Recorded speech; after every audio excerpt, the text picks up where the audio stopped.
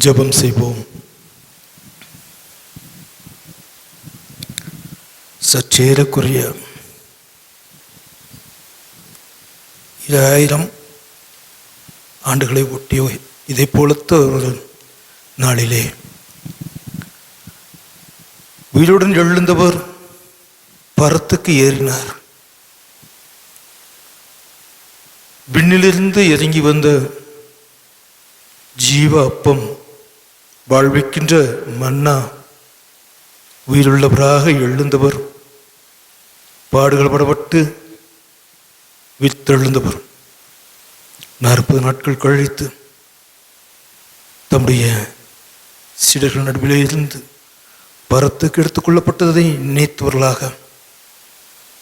நீர் திரும்பி வர வேண்டும் என்பதை உணர்ந்து காத்திருக்கின்றவர்களாக, எங்களுடைய காத்திருப்புகள் இந்த கொரோனா தொற்று காலங்களிலும் மண் நொடிந்து போயிருக்கின்ற வேளையிலே இந்த தொலைக்காட்சி சேனல் மூலமாக, யூடியூப் மூலமாக இந்த நேரத்தை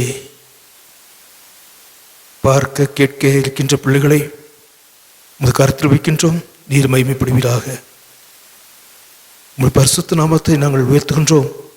எங்களை வழிநடத்தும். ஆண்டவர் இயேசுவின் நாமத்தில் வேண்டிக் கொள்கிறோம் நல்ல பிதாவே, ஆமென். நம்முடைய வீடுகளில் இருந்தவர் பாமாலைகளில் 24வது பாடலை பாட கேட்போம். பாமாலைகள் 24, மாமாட்சி கர்த்தா. பாமாலைகளில் 24. மாமாட்சி கர்த்தர் சாஷ்டாங்கம் செய்வோம், வல்லவர் அன்பர் பாடி போற்றுவோம். நாம் கேடகம் காவலானார் மகிமையில் வீற்று தூதி அணிந்தோம்.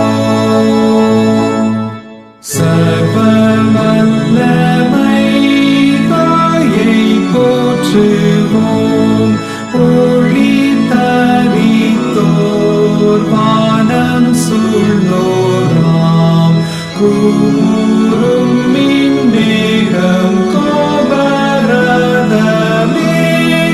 ஓடும் கொண்டல் காற்றீருள் சூழ் பாதையே.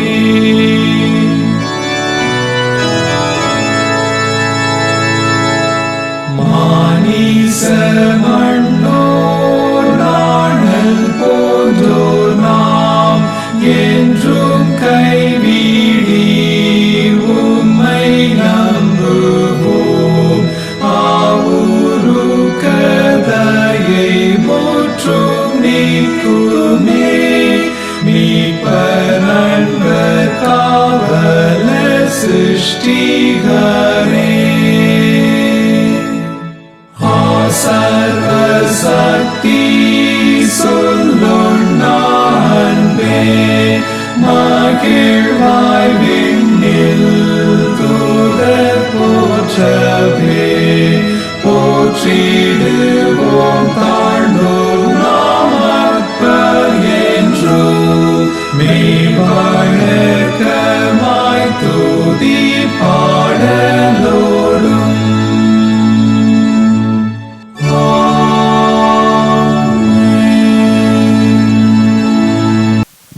ஜெபம் செய்வோம்.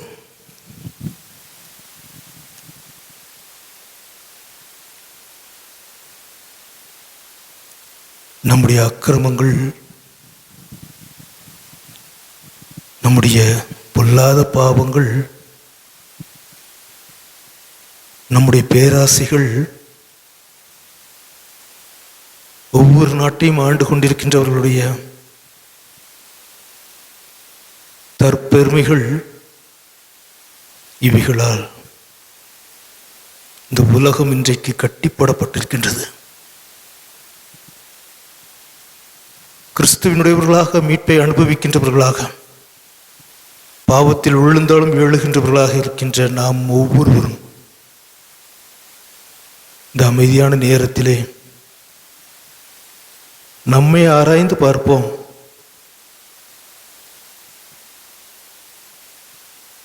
இந்த கொரோனா தொற்று இவ்வளவுக்குள்ளாக தீவிரமாக வருவதற்கு இந்த முழு சமுதாயத்திலும் முழு உலகிலும் காணப்படுகின்ற பல்வேறு பாவங்களுக்கு தெரிந்தும் தெரியாமலும் நாம் உடன்பட்டே இருக்கின்றோம். தயவாக உலகின் பாவங்களை மன்னியும், என்னுடைய அஜாக்கிரதைகளை மன்னியும் என்று தயவாக நாம் கேட்போம்.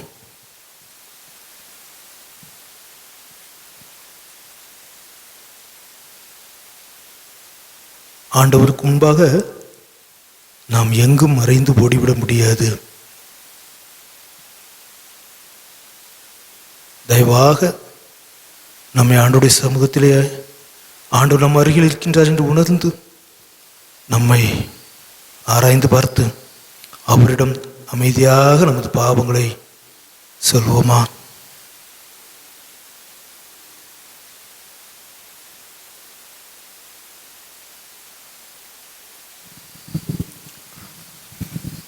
சர்வ வல்லமை மிகுந்த இரக்கமும் உள்ள ஆண்டவர் மன்னிப்பையும் பாவ நிவர்த்தியும் நம்ம ஒவ்வொருவருக்கும் கட்டளையிட்டருளை வாழ்க்கையை சீர்படுத்தும் காலத்தையும் தமது பரிசுத்தமின் தேர்தலையும் தந்திருப்பாராக. ஆமென். அமர்வோம். முதலாம் திருமறை பாடம் வாசிக்கப்பட கேட்போம். இன்றைய நாளுக்கென்று வாசிக்கும்படியாக தெரிந்து கொள்ளப்பட்ட முதலாம் வேத பாடம் அப்போஸ்தலருடைய நடபடிகள் 1ஆம் அதிகாரம் வசனங்கள் 1 தொடங்கி 11 முடிய. அப்போஸ்தலர் 1ஆம் அதிகாரம் வசனங்கள் 1 முதல். தியோபெலுவே, இயேசுவானவர் தாம் தெரிந்து கொண்ட அப்போஸ்தலருக்கு பரிசுத்த ஆவியினாலே கட்டளையிட்ட பின்பு அவர் எடுத்துக்கொள்ளப்பட்ட நாள் வரைக்கும் செய்யவும் உபதேசிக்கவும் தொடங்கின எல்லாவற்றையும் குறித்து முதலாம் பிரபந்தத்தை உண்டு பண்ணினேன். அவர் பாடுபட்ட பின்பு 40 நாளளவும் அப்போஸ்தலருக்கு தரிசனமாகி தேவனுடைய ராஜ்யத்திற்குரியவைகளை அவர்களுடனே பேசி அநேகம் தெளிவான திருஷ்டாந்தங்களினாலே அவர்களுக்கு தம்மை உயிரோடு இருக்கிறவராக காண்பித்தார். அன்றியும் அவர் அவர்களுடனே கூடி வந்திருக்கும் போது அவர்களை நோக்கி, யோவான் ஜலத்தினாலே ஞானஸ்நானம் கொடுத்தான், நீங்கள் சில நாளுக்குள்ளே பரிசுத்த ஆவியினாலே ஞானஸ்நானம் பெறுவீர்கள். ஆகையால் நீங்கள் எருசலேமை விட்டு போகாமல் என்னிடத்தில் கேள்விப்பட்ட பிதாவின் வாக்குத்தத்தம் நிறைவேற காத்திருங்கள் என்று கட்டளையிட்டார். அப்பொழுது கூடி வந்தவர்கள் அவரை நோக்கி, ஆண்டவரே, இக்காலத்திலா ராஜ்யத்தை இஸ்ரவேலுக்கு திரும்ப கொடுப்பீர் என்று கேட்டார்கள். அதற்கு அவர், பிதாவானவர் தம்முடைய அதீனத்திலே வைத்திருக்கிற காலங்களையும் வேலைகளையும் அறிகிறது உங்களுக்கு அடுத்ததல்ல. பரிசுத்த ஆவி உங்களிடத்தில் வரும்போது நீங்கள் பலனடைந்து எருசலேமிலும் யூதேயா முழுவதிலும் சமாரியாவிலும் பூமியின் கடைசி பரியந்தம் எனக்கு சாட்சிகளாய் இருப்பீர்கள் என்றார். இவைகளை அவர் சொன்ன பின்பு அவர்கள் பார்த்து கொண்டிருக்கையில் உயர எடுத்து கொள்ளப்பட்டார். அவர்கள் கண்களுக்கு மறைவாக ஒரு மேகம் அவரை எடுத்துக்கொண்டது. அவர் போகிற போது அவர்கள் வானத்தை அண்ணாந்து பார்த்து கொண்டிருக்கையில் இதோ வெண்மையான வஸ்திரம் தரித்தவர்கள் 2 பேர் அவர்கள் அருகே நின்று, கலிலேயராகிய மனுஷரே, நீங்கள் ஏன் வானத்தை அண்ணாந்து பார்த்து நிற்கிறீர்கள்? உங்களிடத்தில் நின்று வானத்துக்கு எடுத்துக்கொள்ளப்பட்ட இந்த இயேசுவானவர் எப்படி உங்கள் கண்களுக்கு முன்பாக வானத்துக்கு எழுந்தருளி போனாரோ அப்படியே மறுபடியும் வருவார் என்றார்கள். வாசிக்கும்படியாக தெரிந்து கொள்ளப்பட்ட முதலாம் வேத பாடம் வாசித்தாயிற்று. தேவனே முக்கியமாக. 2ஆம் பாடமாக நற்செய்தி பாடம் வாசிக்கப்பட கேட்போம். இந்த நாளுக்கென்று கொடுக்கப்பட்ட 2ஆம் வேத பாடம் தூய லூக்கா எழுதின சுவிசேஷம் 24ஆம் அதிகாரம் வசனங்கள் 44 முதல் 49 முடிய. லூக்கா 24ஆம் அதிகாரம் வசனங்கள் 44 முதல் 49 முடிய.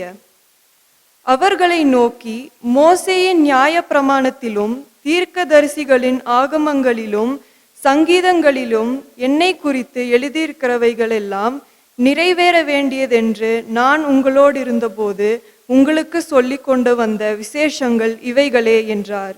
அப்பொழுது வேத வாக்கியங்களை அறிந்து கொள்ளும்படி அவர்களுடைய மனதை அவர் திறந்து அவர்களை நோக்கி, எழுதியிருக்கிறபடி கிறிஸ்து பாடுபடவும் 3ஆம் நாளில் மரித்தோரிலிருந்து எழுந்திருக்கவும் வேண்டியதாயிருந்தது.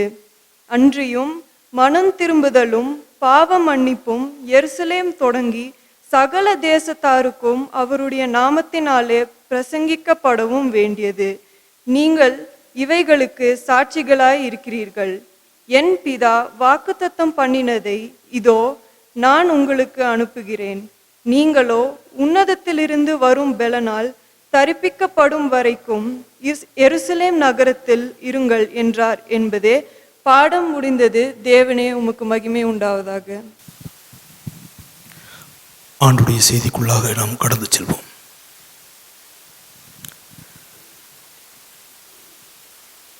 விண்ணிலிருந்து இறங்கி வரும் மண்ணிலிருந்து உயிரோடு எழுந்தவருமான கிறிஸ்து இயேசுவே, இப்பொழுதும் அடியனுடைய வாயின் வார்த்தைகள் இந்த செய்தியை, இந்த வழிபாட்டை பார்த்தும் கேட்டுக்கொண்டிருக்கின்ற ஒவ்வொரு பிள்ளைகளுடைய இதயத்தின் நினைவுகளும் சிந்தனைகளும் உம்முடைய பரிசுத்த சமூகத்தில் ஏற்புடையதாய் இருப்பதாக. ஆமென். கிறிஸ்துவுக்குள் பிரியமானவர்களே, ஆண்டவராகிய இயேசு கிறிஸ்துவின் இனிய திருப்பெயரிலே உங்கள் அனைவரையும் வாழ்த்துகின்றேன். மீண்டும் நினைவுபடுத்துகின்றேன், விஞ்ஞானம் நமக்கு தந்திருக்கின்றதான இந்த ஒரு வாய்ப்பை பயன்படுத்தி மட்டுமே நாம் ஆண்டவருடைய செய்தியை கேட்க, கலந்து கொள்ள முடிகின்றது. ஏதேனும் ஒரு வாசல் ஆண்டவர் நமக்கு திறந்து தந்து கொண்டேதான் இருக்கின்றார். ஈஸ்டர் பண்டிகையை கொண்டாடி இந்த ரெக்கார்டிங் நடைபெறுகின்ற இந்த வியாழக்கிழமை 40 நாட்கள் ஆகியிருக்கின்றது. 40வது நாள் உயிரோடு எழுந்த ஆண்டவர் அந்த நாட்களிலே தம்முடைய சீடர்களுக்கு பிரத்யேகமாக காட்சி தருகின்றார்.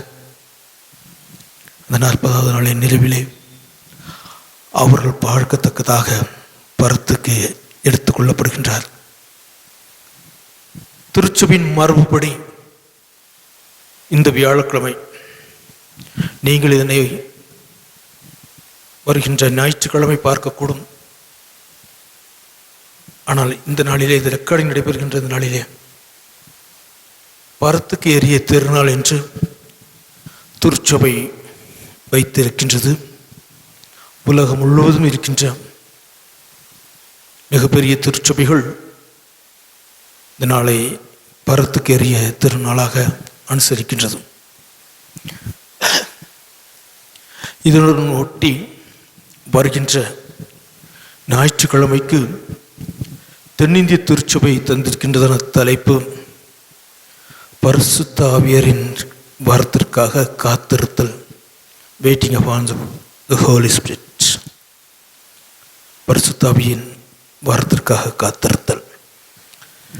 2 பாடங்களை வாசிக்க கேட்டோம். திருமறையை தயவாக திருப்பிக் கொள்ளுங்கள் அல்லது வைத்திருப்பீர்கள் என்று எண்ணுகின்றேன். அப்போஸ்தலர் நடபடிகள் 1ஆம் அதிகாரம் இவ்வாறு துவங்குகின்றது.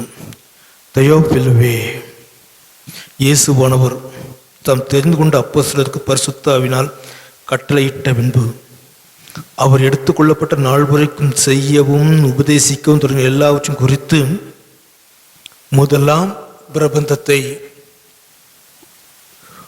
உண்டு பண்ணினேன். முதலாம் பிரபந்தத்தை உண்டு பண்ணினேன். அது அந்த முதலாம் பிரபந்தம், அதாவது ஃபர்ஸ்ட் வால்யூம் என்பது லூக்கா எழுதின நற்செய்தி நூல். லூக்காவும் லூக்கா எழுதின நற்செய்தி நூலும் அப்போஸ்தலர் நடபடிகளும் ஒரே ஆக்கியோன் எழுதியது. அது மருத்துவரான லூக்கா. இந்த லூக்காவின் 2வது வால்யூம் அல்லது 2வது தொகுப்பு அல்லது 2வது செய்தி மடல் அப்போஸ்தலர் நடபடிகள். 40வது இந்த நாளிலே ஆண்டவர் பரத்துக்கு ஏற்கப்படுகின்றார். நான் ஏற்கனவே சொன்னது போல தென்னிந்திய திருச்சபை இந்த நாளிலே தூய ஆவியர் வரத்திற்காக காத்திருத்தல் என்ற தலைப்பினை தந்திருக்கின்றது. உங்களோடு பகிர்ந்து கொள்ளும்படியாக அப்போஸ்தலர் நடபடிகள் 1 அதிகாரம் 8 வசனத்தை வாசிக்க கேட்போம். அப்போஸ்தலர் நடபடிகள் 1 அதிகாரம் 8 வசனம். பரிசுத்த ஆவி உங்களிடத்தில் வரும்போது நீங்கள் பலனடைந்து எருசலேமிலும் யூதேயா முழுவதிலும் சமாரியாவிலும் பூமியின் கடைசி பரியந்தமும் எனக்கு சாட்சிகளாய் இருப்பீர்கள் என்றார். பரிசுத்த ஆவி உங்களிடத்தில் வருகின்ற பொழுது, வருகின்ற ஞாயிற்றுக்கிழமைக்கு அடுத்த ஞாயிற்றுக்கிழமை பெந்தேகோஸ்தே திருநாளாக அகிலம் முழுவதும் அனுசரிக்க இருக்கின்றது, அனுசரிக்க உள்ளோம். பரிசுத்த ஆவி உங்களிடம் வருகின்ற பொழுது அப்போஸ்தலர் நடபடிகளுக்குள்ளாக இந்த செய்தியை நான் கட்டுப்படுத்திக் கொள்கின்றேன். அதுவும் அந்த முதல் 11 வசனம் முதல், நீ பரிசுத்த ஆவி உங்களிடத்தில் வருகின்ற பொழுது நீங்கள் பலனடைவீர்கள். ஆண்டவர் தருகின்ற வாக்கு தத்தம் ஒன்று முதலாவது ஞாபகத்தில் வைத்துக் கொள்வோம். 6 முதல் 7 வசனங்களில் ஆண்டவர் உடைய இன்ட்ராக்ஷன், இன்ஸ்ட்ரக்ஷன், சுவிசேஷத்தை அறிவிப்பதற்காக அவர்களுக்கு ஒரு கட்டளையை பிறப்பிக்கின்றார். அப்போஸ்தலர் நடபடிகள் 1 அதிகாரம் 6, 7 வசனத்தை பார்ப்போமானால் ஒரு கட்டளையை ஆண்டவர் பிறப்பிக்கின்றார். இரண்டாவதாக 8வது வசனத்திலே பரிசுத்த ஆவி உங்களிடத்தில் வரும், நீங்கள் பலனடைவீர்கள். பரிசுத்த ஆவி உங்களிடத்தில் வரும். யோவான் எழுதுகின்றார், நான் போய் தேற்றவர்களாகிய தூய ஆவியரை அனுப்புவேன் என்று யோவான் எழுதுகின்றார். பரிசுத்த ஆவியை நான் பலமுறை சொல்லியிருக்கின்றேன். பரிசுத்த ஆவியை தேற்றவாளன் என்று ஆண்டவர் சொல்லுவதற்கு காரணம், அந்த தேற்றவாளன் என்பதற்கு பேராக்ளைட்டஸ் என்கின்ற கிரேக்க வார்த்தை பயன்படுத்தப்பட்டிருக்கின்றது. பேராக்ளைட்டஸ் என்கிற வார்த்தையில்தான் இருந்துதான் அட்வொகேட் என்கின்ற ஆங்கில வார்த்தையும் உருவாகி இருக்கின்றது. எனவே நான் போய் தேற்றவாளனான தூய ஆவியை அனுப்புவேன். அப்படியானால் உங்களுக்காக சுவிசேஷத்தை சொல்ல இருக்கின்ற உங்களுக்காக நான் ஒரு வக்கீலாக இருப்பேன். அப்படி பார்க்கணும். அடுத்த ஒரு கேள்வி கேட்கலாம். யோவானை தவிர மற்ற அனைவருமே இரத்த சாட்சிகளாக மரித்தவர்கள் ஆண்டவருடைய அப்போஸ்தலர்கள்.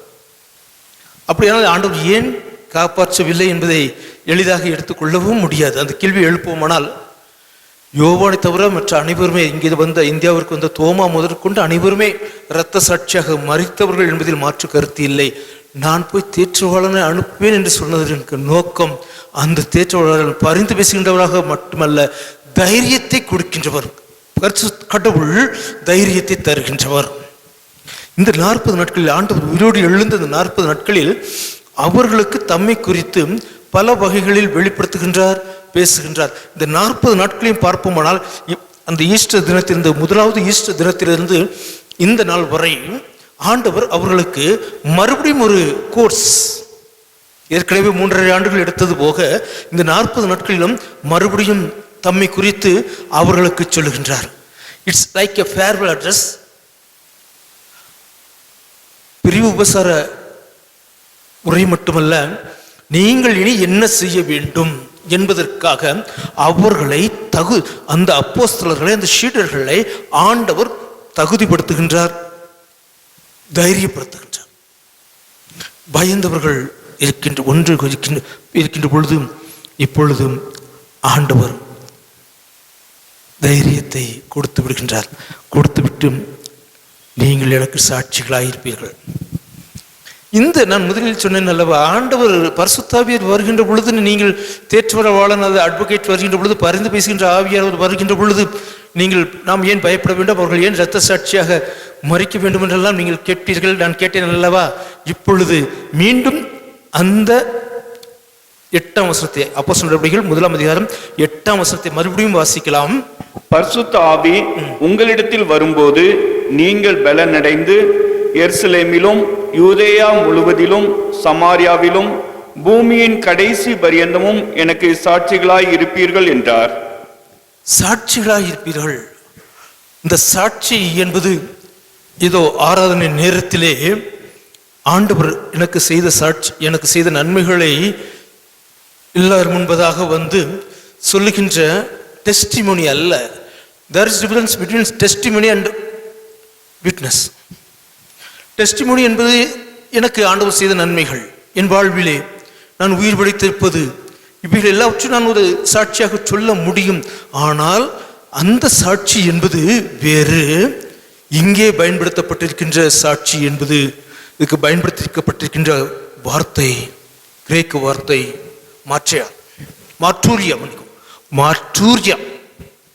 மாற்றூரியா என்கின்ற வார்த்தையிலிருந்து தான் மாற்றியர், அதாவது இரத்த சாட்சி என்கிற வார்த்தையே வருகின்றது. ஆங்கிலத்தில் மாற்றியர் என்பதற்கு தமிழில் இரத்த சாட்சி என்பது நம்ம அனைவரும் ஏற்றுக்கொள்வோம். மாற்றூரியா சாட்சிகளாய் இருப்பீர்கள். அதாவது ஆண்டவருடைய அனுப்புதல், சுவிசேஷத்துக்காக அனுப்புதல் இரத்த சாட்சியாக மரிப்பது. கிறிஸ்துவுக்காக அவர்கள் இரத்த சாட்சியாக சாக துணிகின்றவராக இருக்கின்றவர்கள். இது ஆண்டவர் அவர்களை கைவிட்டு போனதாக அர்த்தம் அல்ல, மாறாக சுவிசேஷத்தை கொண்டு செல்ல வேண்டும். எப்படி என்றால், பரிசுத்த ஆவி உங்களிடத்தில் வரும், நீங்கள் பலனடைந்து எருசலேமிலும், ஃபர்ஸ்ட் டவுன், அதைத் தொடர்ந்து யூதேயா முழுவதிலும், அந்த எருசலேம் இருக்கின்ற யூதேயா முழுவதிலும், தொடர்ந்து சமாரியாவிலும். சமாரியா என்பது புறக்கணிக்கப்பட்டவர்கள் வாழ்கின்ற பகுதி, அல்லது அந்த யூதேயா பகுதியில் வசிக்கின்றவர்கள் வாழ்கின்றவர்கள், தங்களை சுத்தமுள்ளவர்கள் தூய்மையானவர்கள் என்று கருத்துகின்ற யூதர்களுக்கு நடுவிலே இவர்கள் கலப்பு இனத்தை சார்ந்தவர்கள், இந்த சமாரியர்கள், இவர்களிடமும் நீங்கள் செல்லுங்கள். கடைசியாக என்ன சொல்கின்றார்? பூமியின் கடைசி பரியந்தமும், அதாவது உலகெங்கிலும் வெடித்து சிதறுகின்றவர்களாக நீங்கள் செல்லுங்கள் என்று சொல்கின்ற ஆண்டவர். எனக்கு சாட்சிகளாய் இருப்பீர்கள். ஆண்டவருடைய அனுப்புதல், ஆண்டவருடைய வழி அனுப்புதல். அவரை வழி அனுப்புவதற்காக இவர்கள் நிற்கின்றார்களா, அல்லது இவர்களை வழி அனுப்புவதற்காக ஆண்டவர் அங்கு சொல்லுகின்றாரா? இரண்டும் கலந்தே இருக்கின்றது. சீடர்களை உலகெங்கும் அனுப்புவதற்காக ஆண்டவர் இந்த வாக்கியத்தை சொல்லுகின்றாரா, அல்லது அடுத்து நடக்கப் போவது என்னதென்று தெரியாதே, இவர் என்னதோ சொல்லுகின்றாரே என்று எண்ணுகின்ற பொழுது அவர்கள் கண்கள் பார்க்கத்தக்கதாக, ஐ விட்னஸ், அவர்கள் பார்க்கத்தக்கதாக இவர் சொன்ன பின்பும் அவர்கள் பார்த்து கொண்ட இருக்கையில் உயரே எடுத்துக்கொள்ளப்பட்டார். அவர்கள் கண்களுக்கு முன்பாக ஒரு மேகம் அவரை எடுத்துக்கொண்டது. ஒரு மேகம் குறிப்பிட்ட திசையில் தோன்றினால், இப்பொழுது எனக்கு வலது பக்கத்தில் ஒரு மூலையில் சற்று கருமேகம் தோன்றினால், யதார்த்தமாக சிலர் சொல்வது உண்டு, கோத்தகிரிக்கு இந்த பக்கம் எங்கேயோ மழை பெய்யுது என்று சொல்வார்கள். சற்று வேறு பக்கம் தெரிந்த பக்கம் தெரிந்தால் அந்த நான்செச் பகுதியில் மழை வருது என்றுவார்கள். மேகம் நமக்கு பொதுவாக மழையின் அடையாளம். ஆனால் திருமறையில் மேகம் கடவுளின் பிரசன்னத்தை உணர்த்துகின்ற ஒன்று. கடவுளின் தியோபனி என்று சொல்கின்ற கடவுளின் அரசாட்சி அல்லது கடவுளின் தன்மை, கடவுளின் ஆளுகை அல்லது கடவுள் இருக்கின்ற இடம் என்பதனை அன்றைய இஸ்ரவேலர்கள் புரிந்து கொண்டார்கள். கடவுளில் இருக்கின்ற அந்த தன்மையை பார்க்கின்ற ஒரு மேகம் எடுத்துக்கொண்டது காட்சி தருதல். அவர்கள் பார்க்க ஆண்டவர் அவர்களுடைய கண்களில் இருந்து மறைந்து போய்விடுகின்றார். இப்பொழுது வாசிக்கலாம், தானியேல் 7ஆம் அதிகாரம் 13ஆம் வசனம்.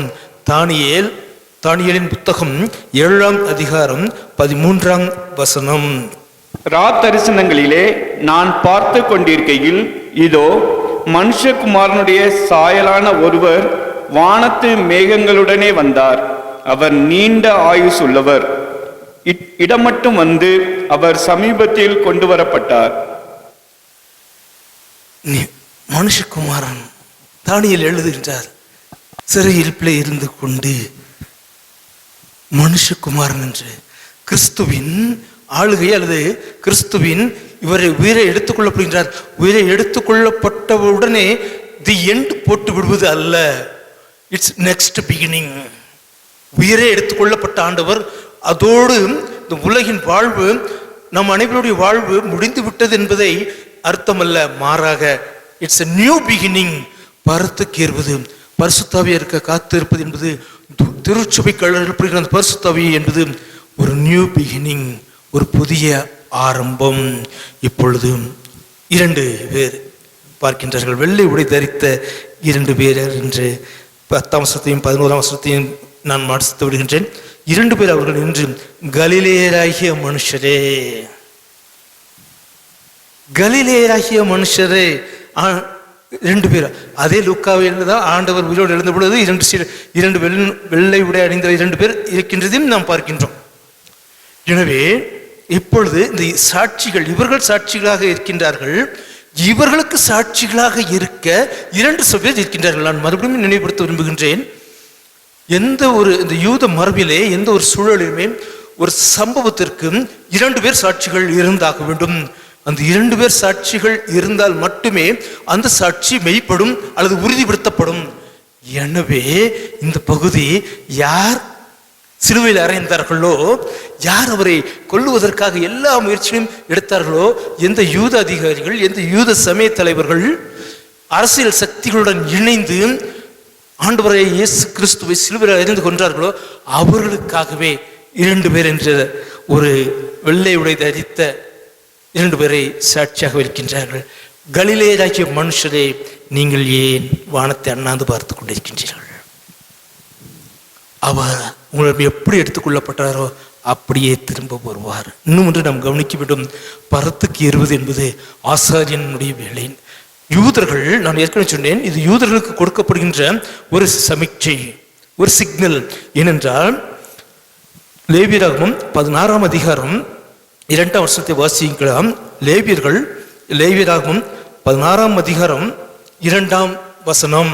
கிருபாசனத்தின் மேல் ஒரு மேகத்தில் நான் காணப்படுவேன், ஆதலால் உன் சகோதரனாகிய ஆரோன் சாகாதபடி பரிசுத்த ஸ்தலத்திலே திரைக்கு உட்புறத்தில் இருக்கிற பெட்டியின் மேலுள்ள கிருபாசன மூடிக்கு முன்பாக சகல வேளையிலும் வரவேண்டாம் என்று அவனுக்கு சொல். இந்த மேகம் இப்பொழுது பரிசுத்த பர்வதமாக, பிரதான ஆசாரியன் மட்டுமே ஹோலி ஆஃப் ஹோலிஸ், மகா பரிசுத்த ஸ்தலம் என்று சொல்கின்றார்கள் அல்லவா. இப்பொழுது இந்த ஆல்டரில் நின்று அவருடைய செய்தியை கொடுத்து கொண்டிருக்கின்றேன். பொதுவாக இந்த ஜான் சலத்தில் இந்த 5 ஆண்டுகளில் நான் பார்த்திருக்கின்றேன், ஆலய அலங்கரிப்பு செய்கின்ற நேரத்தில் மட்டும்தான் ஏதாவது சகோதரர்கள் சற்று பயத்தோடும் பக்தியோடும் உள்ளே வருவார்கள். மற்றபடி நானும் நமது ஆலயப்படி ஜெயராஜ் தவிர யாரும் உள்ள வர்றதும் இல்லை. பிரதான ஆசிரியனுக்கு உரிய இடமாக அந்த holy of the holies altar, மகா பரிசுத்த ஸ்தலம் இருந்தது. இப்பொழுது ஆண்டவர் ஆசாரியராக, பிரதான ஆசாரியராக ஒரு காட்சியை யூதர்களுக்கு சொல்லுகின்றது.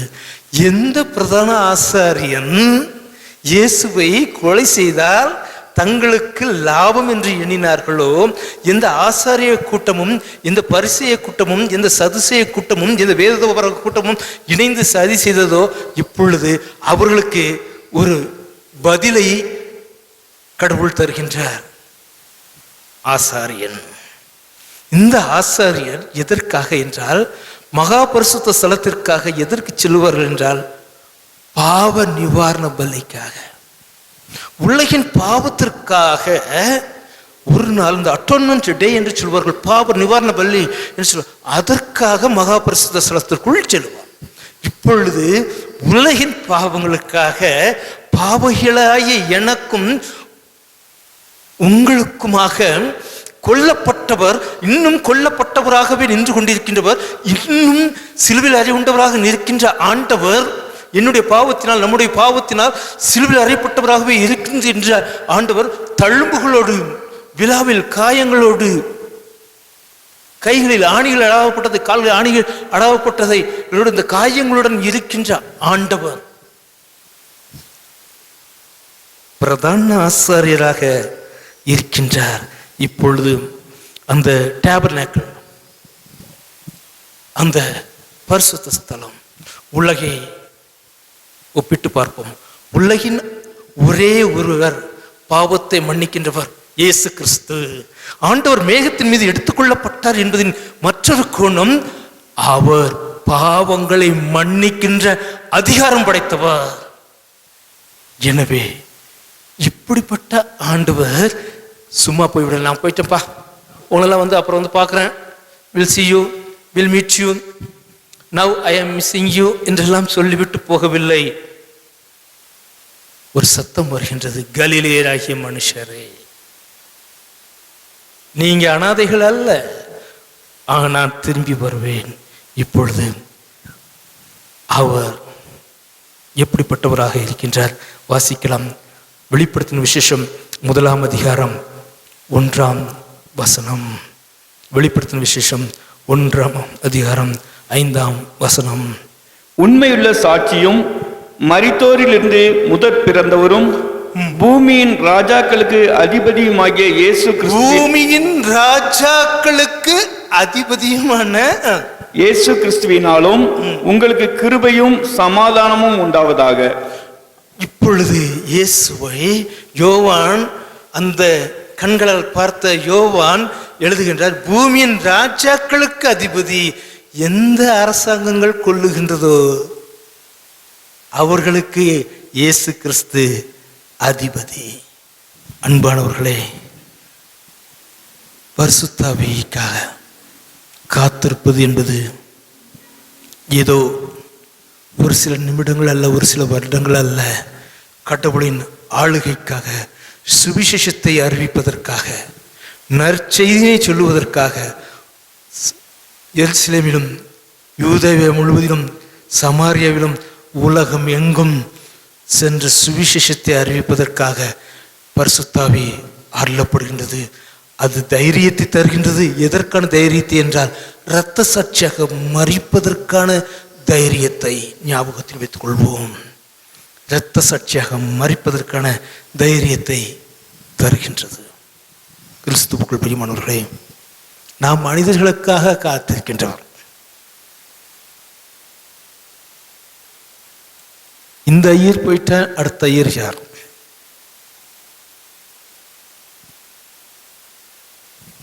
அதுவல்ல, அதுவல்ல. மனிதர்களுக்காக நாம் காத்திருக்க வேண்டாம். மனிதர்களுக்காக நேரத்தை செலவழிக்க வேண்டாம். ஆண்டவருக்காக, ஆண்டவர் தருகின்ற அந்த பரிசுத்தாவின் பாரத்திற்காக காத்திருப்போம்.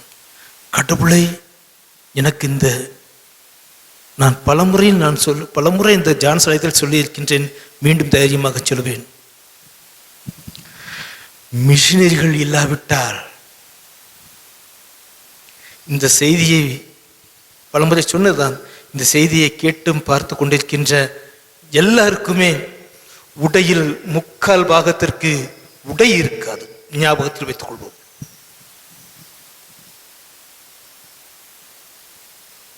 மிஷினரிகள் இந்தியாவிற்கு வராவிட்டால்.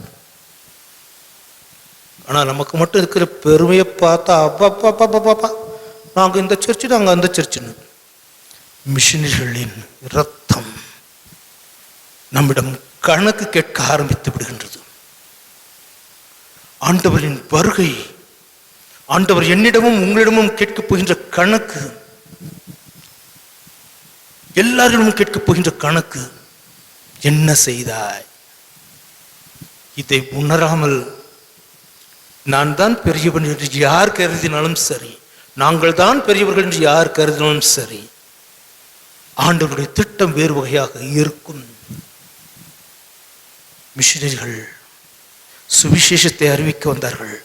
பரிசுத்தாவின் வாரத்திற்காக காத்திருப்பது என்பது இப்போ இன்னும் 10 நாட்களிலே, 10வது 50வது நாளிலே, இன்றைக்கு 40வது நாள், 50வது நாளிலே பெந்தேகோஸ்தே பண்டிகையும் வருகின்றது. தைரியத்தை கொடுப்பதற்காக, இரத்த சாட்சியாக மறிப்பதற்காக நான் பெற்றிருக்கின்ற இந்த இன்பம் எங்கேயோ என் கண்ணுக்கு தெரியாமல், வலதுகைக்கும் இடதுகைக்கும் வித்தியாசம் தெரியாமல் மாட்டுச்சாணத்திலும் மாட்டு மூத்திரத்திலும் உடலை முழுவதும் பூசிக்கொண்டால் தொடர்ந்து 1 மணி நேரமோ 2 மணி நேரமோ கழித்து மாட்டுப்பாலினை கொண்டு உடலை தூய்மை செய்தால் கொரோனா போய்விடும் என்று எண்ணுகின்ற 21ஆவது நூற்றாண்டில் இந்தியாவில் நாம் வாழ்ந்து கொண்டிருக்கின்றோம். அன்பானவர்களை, விளையாட்டிற்கு சொல்லவில்லை. மாட்டுச்சாணமும் மாட்டு மூத்திரத்தையும் கலந்து உடலில் பூசிவிட்டு 2 மணி நேரம் வேலியில் உட்கார்ந்து விட்டு மாட்டுப்பாலினால் கழுவி விட்டால் கொரோனா போய்விடும் என்று நினைக்கின்ற 21ஆம் நூற்றாண்டிலே வாழ்ந்து கொண்டிருக்கின்றோம். வேதனையான ஒன்று அல்லவா? இதை குறித்து நானும் நீங்களும் சிந்தித்தோமா? எல்லாருக்கும் ஒன்று, அடுத்த இயர் யார் வந்தா உங்களுக்கு என்ன? யார் வந்தா உங்களுக்கு என்ன? வெகு கோபத்துடன் தான் கேட்கின்றேன். கிறிஸ்துவுக்குள் பிரியமானவர்களே, ஆண்டவர் தந்த கட்டளையை மீறுவோமானால் பரிதாபத்திற்குரியவர்களாகி விடுவோம். ஆண்டவருடைய வருகையில் நாம் காணப்பட வேண்டும்.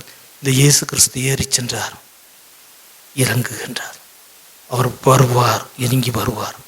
அந்த மேகம் ஒரு கடவுளுடைய பிரசன்னத்தை சொன்னது, தைரியத்தை சொன்னது. அனாதியாக விட்டு போகவில்லை, தைரியத்தை தருகின்றது. அந்த ஆண்டவர் தாமே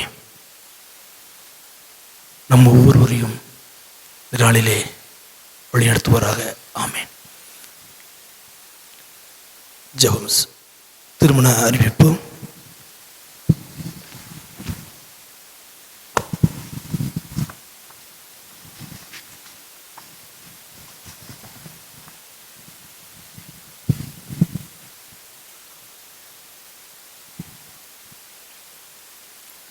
நமது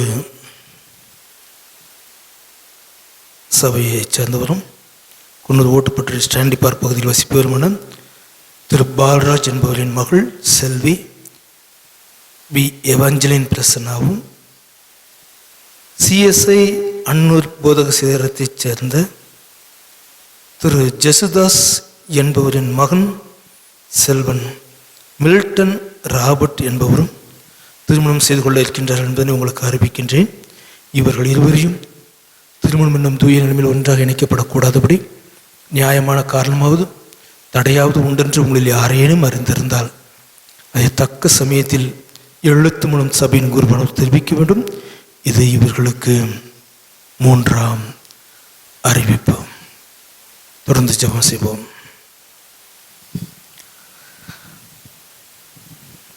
பரிசுத்தமுள்ள பிதாவே,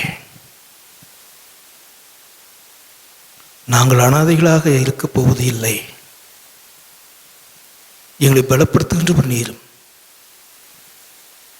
இருள் சூழ்ந்து கொண்டு வந்து கொண்டிருக்கின்ற இந்த உலகிலே மரண இருளின் பள்ளத்தாக்குகளிலே நடந்து கொண்டிருக்கின்ற நாங்கள் கொரோனா என்கின்ற கொடிய தொற்று நோய் பரவி கொண்டிருக்கின்ற அந்த மரண இருள் கண்ணுக்கு தெரியாத ஒரு பெரிய ஆயுதமாக எங்களை பயப்படுத்தி கொண்டிருக்கின்ற வேளையிலே பாதுகாப்புக்காகவோ அல்லது எங்களிடமிருந்து மற்றவர்களிடமோ மற்றவர்களிடமிருந்து எங்களிடமோ வந்துவிடக்கூடாது என்கின்ற ஒரு முன்னெச்சரிக்கையுடன் இந்த ஆலயமெல்லாம் போட்டப்பட்டிருப்பதை நீர் அறிவீரும். ஆண்டவரே, எதுவரைக்கும் ஆண்டவரே நீ எங்களிடம் கணக்கு கேட்க ஆரம்பித்தால், இரத்த சாட்சிகள் எங்களிடம் கணக்கு கேட்க ஆரம்பித்தால் நாங்கள் எதை சொல்லுவோம்? தயவாக எங்களை மன்னியும். நாங்கள் இன்றைக்கு பெற்றிருக்கின்ற இந்த உலகின் ஆடம்பரங்கள், வசதிகள், உடைகள், வாகனங்கள், இவைகள் எங்களுடைய சம்பளம் என்றும் எங்களுடைய சம்பாத்தியம் என்று எண்ணுகின்ற எங்களுடைய அற்ப சிந்தனையை தயவாக மன்னியும். மிஷினரிகளால் இது வந்தது என் ஆண்டவர் அனுப்பி வைத்த மிஷினரிகளால் எங்களுக்கு கிடைத்திருக்கின்றது என்பதை உணர ஒவ்வொரு முறையும் பேனா எடுத்து எழுதுகின்ற பொழுது இந்த எழுத்தை தந்த மிஷினரிகளுக்காக உம்மை துதிக்காமல் இருப்போமானால் எங்களைப் போல் நன்றி கட்டவர்கள் எவரும் இருக்க முடியாதாண்டு ஐயா. இதாவே நன்றியுள்ள உள்ளத்துடன் பாரமுள்ள இதயத்துடன் முன்னே வருகின்றோம். தயவாக ஒரு விசை மன்னியும், ஒரு விசை மன்னியும், ஒரு விசை மன்னியும் அப்பா. உலகின் பாவங்களை ஒரு விசை மன்னியும் ஆண்டவரே. எங்களை ஏற்றுக்கொள்ளும். இப்பொழுதும் எங்களுக்கு தெரிந்தும் தெரியாமலும் மருத்துவமனைகளிலும் மருத்துவமனைக்கு வெளியிலும் வீடுகளிலும் இருக்கின்ற இந்த கொரோனா தொற்று பாதிக்கப்பட்ட எத்தனையோ பேர் இருக்கின்றார்கள். ஆக்சிஜன் இல்லை, ஆக்சிஜனுடன் இணைந்த படுக்கைகள் இல்லை. இவைகள் இருந்தால் மருந்து மாத்திரைகளுக்கு பணம் இல்லை. எவ்வளவு பெரிய மோசமான சூழலில் நாங்கள் வாழ்கின்றோம். அன்றைக்கு தொற்று கிருமிகள் வந்த பொழுது மிஷினரிகள் எடுத்த முயற்சிகளை பார்க்கின்ற பொழுது நாங்கள் ஒன்றும் செய்யலை, ஒன்றும் செய்யவில்லை. காலரா உள்ளிட்ட தொற்று நோய்கள் வந்த பொழுது மிஷினரிகள் செய்த அந்த அற்புதமான காரியங்களை படிக்கின்றோம். படித்துவிட்டு அமைதியாக படுத்து விடுகின்றோம். எங்களுடைய சுயநலத்தை மன்னியும், திருச்சபைகளின் சுயநலத்தை மன்னியும், திருச்சபையின் தலைவர்களை இதற்காக பயன்படுத்தும் ஆண்டவரே. அன்றைக்கு மிஷினரிகள் களத்தில் இறங்கி உழைத்தார்கள். இன்றைக்கு நாங்கள் கனவு கண்டு படுத்துக் கொண்டிருக்கின்றோம். மன்னியும் அப்பா. சபையின் ஒவ்வொரு குடும்பத்தையும் தயவாக இம்மட்டும் பாதுகாத்து வருகின்றேன். தொடர்ந்து இந்த பிள்ளைகள் சுவிசேஷ ஊழியத்தை தாங்கவும் சுவிசேஷ பாரமுடையவர்களாய் இருக்கவும் இந்த பிள்ளைகளுடைய உள்ளங்களை ஏவி எழுப்பிடலாம். மட்டும் பாதுகாத்து வந்தீர், தொடர்ந்து பாதுகாத்துக் கொள்ளும். திருமணத்தில் ஒன்றாக இணைக்கப்படுவதை எதிர்பார்க்கப்படுகின்ற இந்த பிள்ளைகளை இலக்கமாய் கண்ணோக்கி பார்த்து நன்மையாலும் கிருபையாலும் முடிசூட்டும். இந்த வாரத்தில் தம்முடைய பிறந்த நாளை திருமண நாளை காண இருக்கின்ற ஒவ்வொரு பிள்ளைகளையும் இந்த நன்மையாலும் இருக்கத்தாலும் முடிசூட்டி ஆசீர்வதியும். உங்களை ஏற்றுக்கொள்ளும். சந்தோஷத்தையும் சமாதானத்தையும் ஒற்றுமையின் ஆவியையும் இந்த ஆலயத்தினுள் நீர் தாருமப்பா.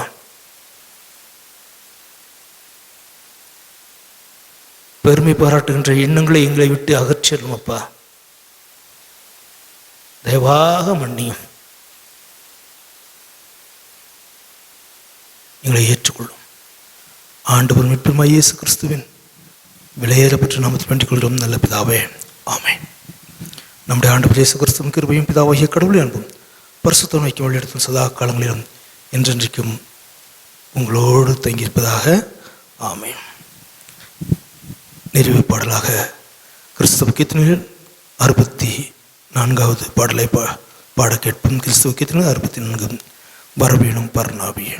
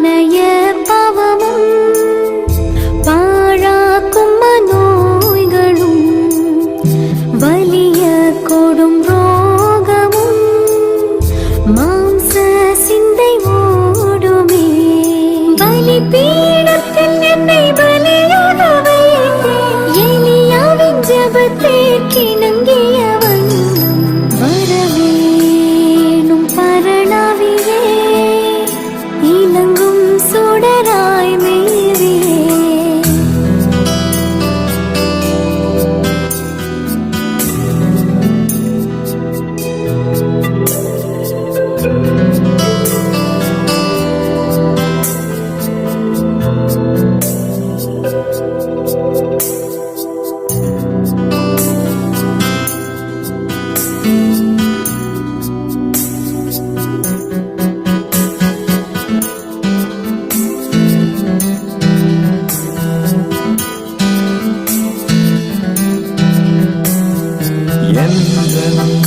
பாவம் யாவையும் எரிக்கும் வகை தேடியும் எங்கும் இந்த லோகத்தில் ஏத்தியுமே காண்கிலே. என்றன் செயலால் யாதொன்றும் முடியாதின்றே வானக்கினி வரவேணும் வரவேணும் பரநாவியே, இளங்கும் சுடராய் மேவியே.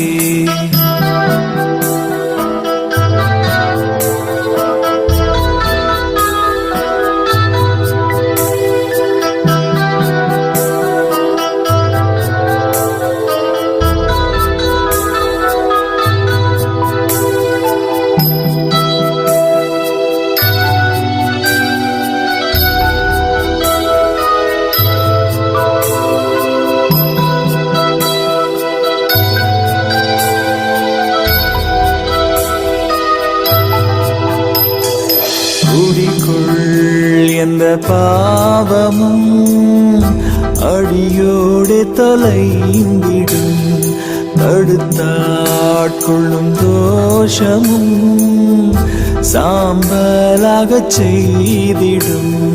படிமீசை காற்றுக்கு பறந்தோடும் சாம்பல் போல் அடியே நேசுவுக்கு அனுதினம் கணி செய்ய வரவேணும் பரநாவியே, இளங்கும் சுடராய் மேவியே. ஆண்டவர் உங்களோடு இருப்பாராக, அவர் உமது ஆவியோடு இருப்பாராக. சமாதானத்துடன் பாதுகாப்புடன் இல்லங்களில் நிலைத்திருங்கள். ஆண்டவரின் பாதுகாவல் உங்களோடு இருப்பதாக. ஆமென். God bless you. கிறிஸ்து இயேசுவுக்குள் எனக்கு மிகவும் பிரியமானவர்களே, கடந்த 2 நாட்களில் நமது ஆலயத்தில் திருமறை தேர்வுகளை பல்வேறு வகைகளிலே நடத்த ஆண்டவர் எனக்கு கிருபை செய்தார். இப்பொழுதும் அதனுடைய ரிசல்ட்ஸ், பரிசு வாங்கியவர்களுடைய பெயர்களை அறிவிப்பது என்னுடைய கடமையாக இருக்கின்றது. மட்டுமின்றி வருகின்ற ஞாயிற்றுக்கிழமை பார்க்க இருக்கின்ற நீங்கள் உங்களுடைய விடைத்தாள்களை கொரோனா விதிகளை மனதில் கொண்டு என்னிடமோ அல்லது நமது ஆலய பணியாளர் ஜெயராஜிடமோ கூறி உங்களுடைய விடைத்தாள்களை பெற்றுக்கொள்ளலாம். வெற்றி பெற்றவர்களுக்கான பரிசுகள் ஆண்டவருக்கு சித்தமானால் நான்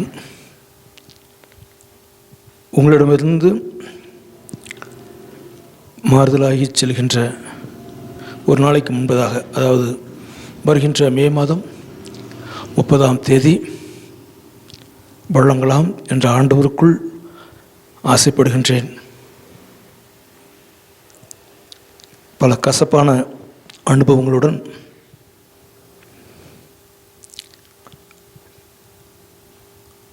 அந்த பரிசுகளை உங்களிடம் தருவதற்காக ஆண்டவர் எனக்கு கிருபை செய்ய வேண்டும். இப்பொழுதும் கோயம்புத்தூர் பிரஸ் காலனியில் இருக்கின்ற எனது நண்பர் ஒருவர், அவரிடம் இந்த பரிசை அந்த தொகையை நான் கேட்டேன். அதற்குரிய செக்கை வாங்கப் போகின்ற கடைக்கு கொடுத்து விடுங்கள் என்று கேட்டேன். அவரும் மனமோந்து ஒத்துக்கொண்டார். அந்த கசப்பான அனுபவத்தின் நடுவிலே ஒரு சகோதரரை, எனது நண்பரை ஆண்டவர் பரிசுக்காக ஆயத்தப்படுத்தியிருக்கின்றார். அந்த சகோதரனையும் அவருடைய குடும்பத்தையும் ஆண்டவர் ஆசீர்வதிப்பாராக. முதலாவது, ஓய்வு நாள் பள்ளிக்கூட ஆசிரியர்களுக்காக நடத்தப்பட்ட தேர்வில் 5 பேர் மட்டும் கலந்து கொண்டார்கள். அவர்களில் முதல் பரிசு மிஸ்ஸஸ் பி. அனிதா பாபுராஜ், 2ஆம் பரிசு அமலா ஆல்வின், 3ஆம் பரிசு மிஸ்ஸஸ் ஏ. நேசரத் மேரி. திருமதி காருண்யா ராஜீவாவும் திருமதி நான்சி பிரகாஷும் ஆறுதல் பரிசினை பெற இருக்கின்றார்கள். அதைத் தொடர்ந்து லெந்து நாட்களில் திருமறை பகுதிகளை கொடுத்திருந்தேன். பிள்ளைகள் 10 வயதிலிருந்து பெரியவர்கள் வரை 70 வயது வரை உள்ளவர்கள் கலந்து கொண்டீர்கள். ஆண்டவர் உங்களையும் உங்கள் குடும்பத்தாரையும் ஆசீர்வதிப்பாராக. இவர்களை வயதின் அடிப்படையில் நான் பிரித்திருக்கின்றேன். இது முழுவதுமாக என்னுடைய வயது பிரிப்பு என்பது என்னுடைய எண்ணத்தை கொண்டே நான் பிரித்திருக்கின்றேன். 12 வயதுக்குட்பட்ட பிள்ளைகளில் முதல் பரிசினை பெறுபவர்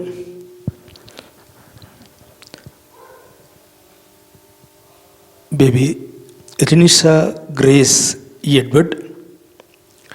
2ஆம் பரிசு பேபி ஆர். இவாஞ்சலின். 3ஆம் பரிசு பேபி அக்ஷிதா கிஃப்டி. ஆறுதலை பரிசினை 12 வயதுக்குள் பெற இருக்கின்றவர்கள் ஹேனா தபிதா, ஏ. அஷ்மிதா பிளஸ்ஸி, நிகிட்டா மெர்லின். 12 வயதிலிருந்து 15 வயதுக்கு உட்பட்ட பிள்ளைகளிடம் முதல் பரிசினை பெறுபவர்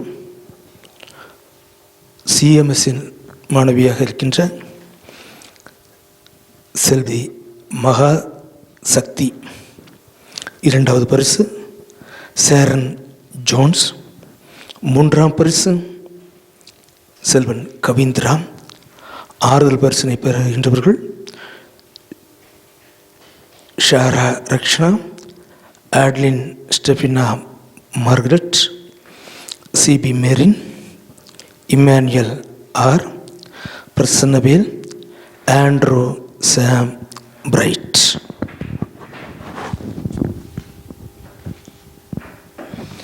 15 வயதிலிருந்து 20 வயதுக்குட்பட்டவர்களுக்கு அந்த பிரிவில் முதல் பரிசினை பெறுபவர் செல்வி மார்கரெட் ரேச்சல்.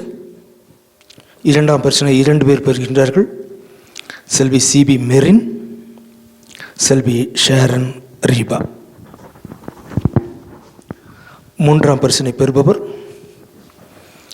செல்வன் எஸ். கிரியன் சாமியல். ஆறுதல் பரிசு பெறுகின்றவர்கள் பிளஸன்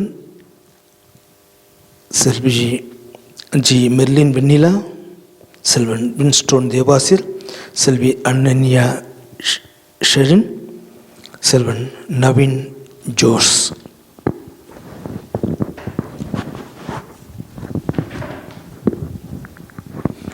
இருபது வயதிலிருந்து 25 வயதிற்குட்பட்டவர்கள் என்ற ஒரு பிரிவினை பிரித்திருக்கின்றேன்.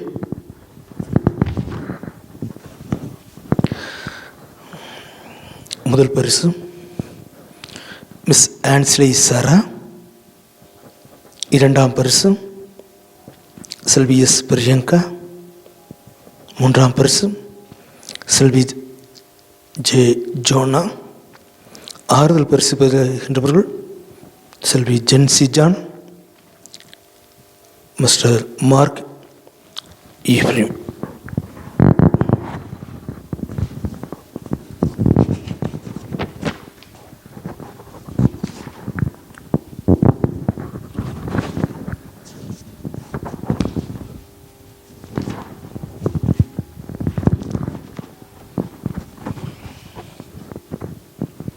அதேபோல லெந்து நாட்களில் நடைபெற்ற அந்த தேர்விலே ஆண்களில் முதல் பரிசினை பெறுபவர் மிஸ்டர் ஹெச் ஆல்வின். இரண்டாம் பரிசு மிஸ்டர் டி பெர்சில். மூன்றாம் பரிசினை 2 பேர் பகிர்ந்து கொள்கின்றார்கள், mister T Ashok, mister T Sivakumar. பெண்களில் 50 வயதிற்கு உட்பட்டோர் முதல் பரிசு மிஸ்ஸஸ்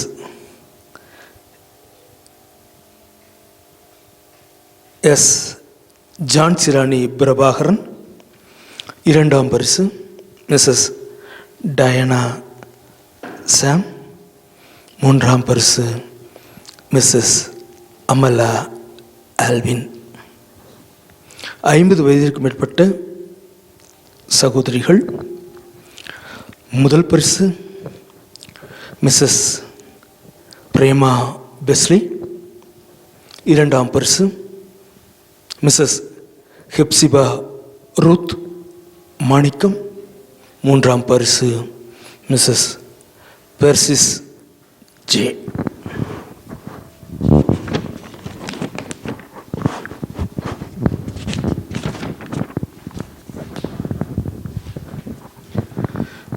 மங்கள வாக்கு திருநாள் ஒட்டி நடைபெற்ற அந்த திருமறை தேர்விலே ஒரே ஒரு வாலிப மகள் கலந்து கொண்டார். அவரும் நல்ல மதிப்பெண்ணை பெற்றிருக்கின்றார், மிஸ் ஆன்ஸ்லே சேரா. மங்கள வாக்கு திருநாளில் 50 வயதுக்கு கீழே இருக்கின்றவர்களில் ஒரே ஒருவர் தான் பரிசு பெறுகின்றார், மிஸ்ஸஸ் டயனா சாம்.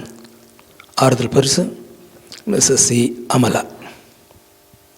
50 வயதிற்கு மேற்பட்ட சகோதரிகளில் முதல் பரிசு பெறுபவர் மிஸ்ஸஸ் பிரேமா பெஸ்லி. இரண்டாம் பரிசு மிஸ்ஸஸ் ஹெப்சிபா ரூத் மாணிக்கம். மூன்றாம் பரிசு மிஸ்ஸஸ் பெர்சிஸ் ஜே. ஆறுதல் பரிசு பெறுகின்றவர்கள் 2 மிஸ்ஸஸ் மேரி எபனேசர், மிஸ்ஸஸ் சுகுணா வின்சென்ட். அதே போல் லெந்து நாட்களில் ஒவ்வொரு வெள்ளிக்கிழமையும் நடைபெற்ற கத்தோலிக்க ஜெபத்தை குறித்த அந்த பைபிள் ஸ்டடியிலே சில கேள்விகளை கேட்டு அடுத்த வாரம் தரும்படியாக உங்களிடம் கேட்டிருந்தேன். அதில் சிறப்பு பரிசினை ஒரு இளைய ஒரு மகள் பெறுகின்றார். சிறப்பு பரிசினை செல்வி அனு பேட்ரிஷியா. அதேபோல் ஆண்களில் ஒரே ஒருவர் கலந்து கொண்டார். சிறப்பு பரிசாக திரு ஜான் பெஸ்லி பெறுகின்றார். அந்த லெந்து நாட்களில் முதல் பரிசு நடைபெற்ற அந்த உங்களுடைய வீடுகளிலிருந்து சில பகுதிகளை படித்து ஆராய்ந்து கொண்டு வரும்படி கேட்டிருந்தேன். அதில் தான் இந்த பரிசுகளை வாசிக்கின்றேன். முதல் பரிசு மிஸ்ஸஸ் பிரேமா பெஸ்லி. இரண்டாம் பரிசினை 2 பேர் பெறுகின்றார்கள், missus Suguna Vincent, missus Diana Sam. மூன்றாம் பரிசினை 2 பேர் பெறுகின்றார்கள், missus Stella Elizabeth, missus Mary Stephen. ஆறுதல் பரிசாக கீழ்கண்டோர் பெறுகின்றார்கள், miss L Cynthia, missus Nancy Prakash, missus Julie John, missus Amala Alvin, missus Meena மோகன், மிஸ் ஷோபா.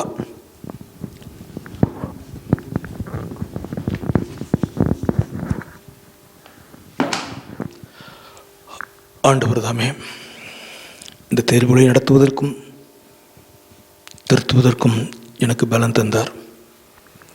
என்னுடைய தொலைபேசி எண் நம்முடைய சர்ச் கேலண்டரில் உங்கள் வீட்டில் இருக்குது.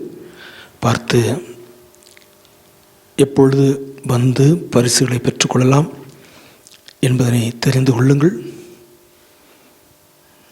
கலந்து கொண்ட ஒவ்வொரு பிள்ளைகளுக்கும் அவனுடைய பரிசுத்த நாமத்தில் என்னுடைய வாழ்த்துக்களை, நன்றியை தெரிவித்துக் கொள்கின்றேன். God bless you.